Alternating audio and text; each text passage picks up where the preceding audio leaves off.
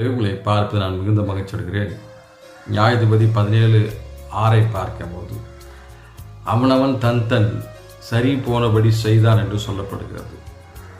அவன் பார்வைக்கு, ஏன்னா இஸ்ரவேலில் அவங்கள வழிநடத்த ஒரு ராஜா இல்லை. அவனும் என்னென்ன தோணுதோ அம்மா செஞ்சிட்டு இருக்கிறான். சரியே தப்போ அவனை கேட்க ஆளும் கிடையாது, கைட் பண்ண ஆள் இல்லை, மானிட்டர் பண்ண ஆள் இல்லை, சொல்லிக் கொடுக்க ஆள் இல்லை. எனக்கு அருமையான தேவட பிள்ளைகளே, நம்முடைய வாழ்க்கையில் கர்த்தர் நமக்கென்ற ஒரு ஆவிக்குரிய தகப்பனெல்லாம் வைத்திருப்பார். நம்முடைய இஷ்டத்தை நம்ம எதுவும் செய்யக்கூடாது, தப்புல போய் முடிஞ்சிடும், மாட்டிக்கொள்வோம். நம்முடைய வாழ்க்கையில் எது செய்தாலும் நம்மளை யார் கேட்க போகிறாங்க, நம்ம தானே குடும்பத்தின் தலைவன், நம்ம சம்பாதிக்கிறோம் இல்லையா, நம்ம வாழ்ந்துட்டோம் அப்படின்னு நினைக்கக்கூடாது. நமக்குன்னு ஆண்டு ஒரு ஆவிக்குரிய தகப்பன்மார்களை வைத்திருக்கிறாரு. அவர்களை எப்படி நம்ம ஆலோசனை கேட்கணும், அது நமக்கு ஒரு ஆசீர்வாதம் தான். பல ஆபத்து நம்மளை காப்பாற்றும். இது எவ்வளோ கருத்து ஆஸ்வத்தை அளப்பட்டுருக்கா.